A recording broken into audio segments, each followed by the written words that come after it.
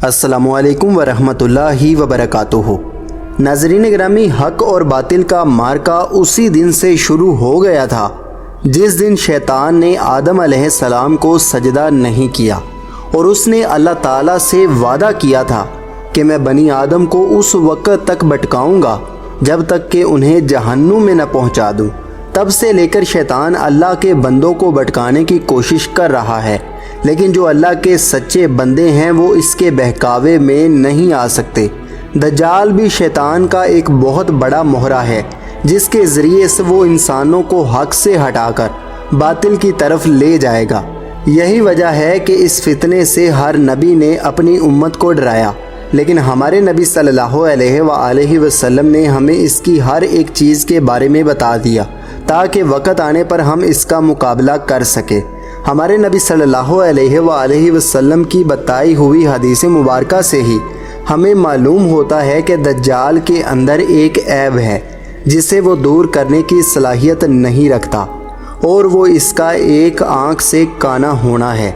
इस मौजू पर मैं पहले ही 2 वीडियोज़ अपलोड कर चुका हूँ, चूँकि नौजवान नस्ल चाहे वो मुसलमानों की हो या दुनिया के किसी भी मज़हब की, वो फिल्में ड्रामे बहुत ज़्यादा देखती है और कुफार इन फिल्मों और ड्रामों को इस्तेमाल करते हुए शैतानी कुव्वतों के पैगाम दुनिया तक पहुंचाते हैं।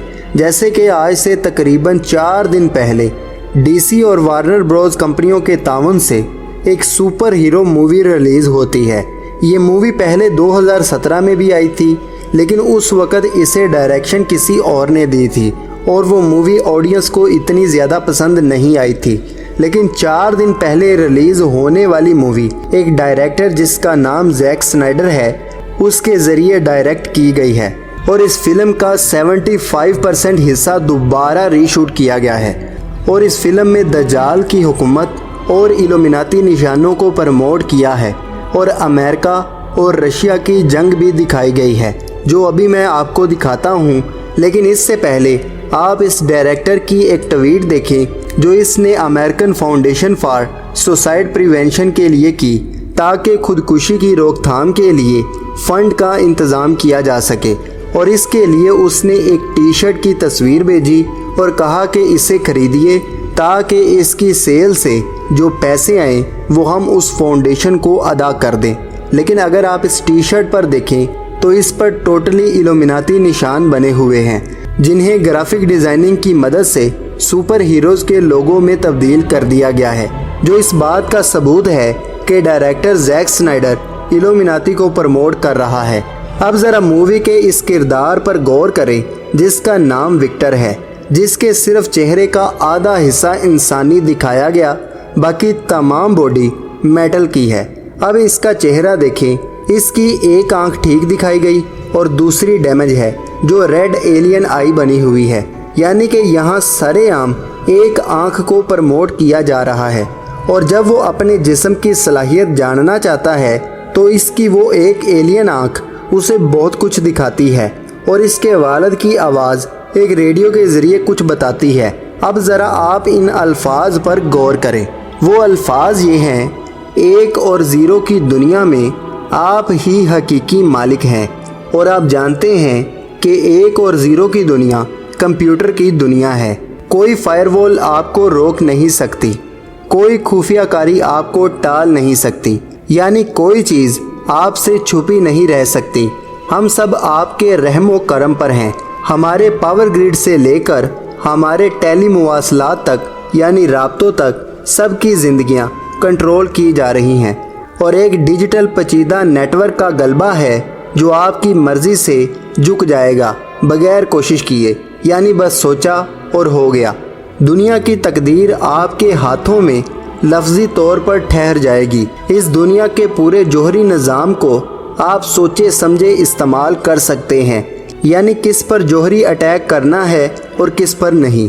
फिर 2 जानवर दिखाए जाते हैं, एक रीछ और दूसरा भैंसे की तरह का जानवर जिसे बिसन कहा जाता है। और मैं आपको बता दूं, रीछ रशिया यानी रूस की अलामत है और बिसन अमेरिका की, और ये दोनों जानवर लड़ रहे होते हैं।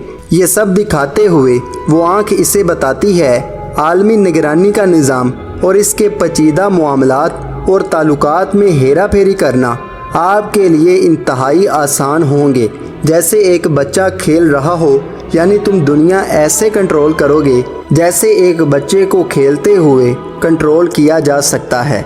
پھر دکھایا جاتا ہے کہ دنیا کے ہر فرد پر نگرانی کی جا رہی ہے، اور یہ بھی کہ وہ جسے چاہتا ہے پیسے دے کر خوشی دیتا ہے۔